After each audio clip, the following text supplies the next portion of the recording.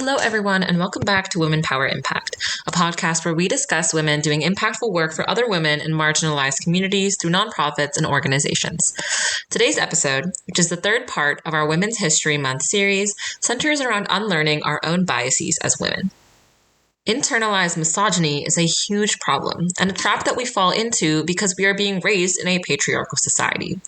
An article published in the Journal of Integrated Social Sciences explains that internalized misogyny reinforces and sustains the patriarchy, which is the exact opposite of what we want to do as feminists. So today, I want to talk to you about a few key behaviors of internalized misogyny.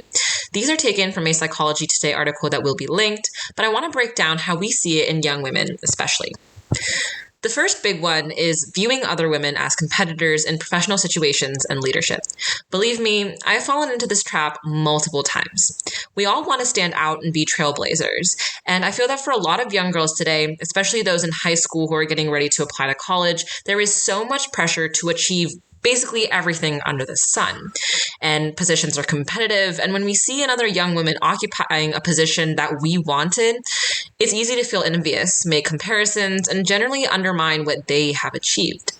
But then you're feeding directly into the patriarchy's wishes. They want you to dislike that person, to feel jealous, because then that woman loses some of her power.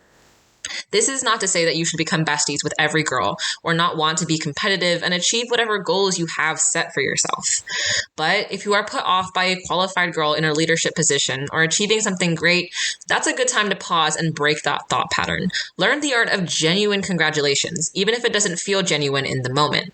If you see a girl who has achieved something significant, even if it's something that you wanted and didn't get, say congratulations, even if you don't feel like that. It's important to lift up the achievements of the women around you. It doesn't mean abandoning your own ambition, and you'll feel significantly better as part of a sisterhood rather than going at something just by yourself. Another significant sign of internalized misogyny is one that I am seeing cropping up on social media today, and it's the "I'm just a girl" phase. While it may seem like a harmless and lighthearted thing to say, check yourself when you catch yourself saying it. Are you using it to bring yourself down or minimize your abilities, or excusing yourself from something difficult by playing into the stereotype that women are emotional and weak and can't deal with big problems? I'm not saying that's a phrase that we just can't say when we're joking around, but the context in and the intent with which we say it plays a big role. And it may be playing into your own insecurities or the general stereotypes of women without you even realizing it.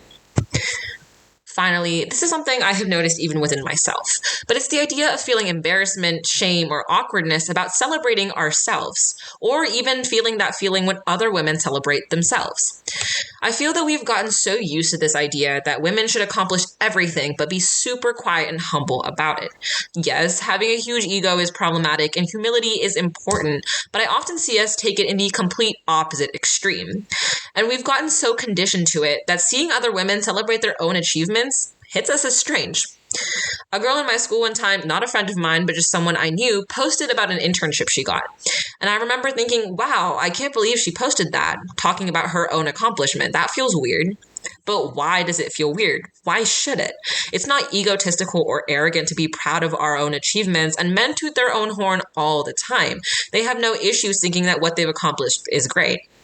I think a significant way to fight back against the patriarchy is to celebrate our own achievements as women.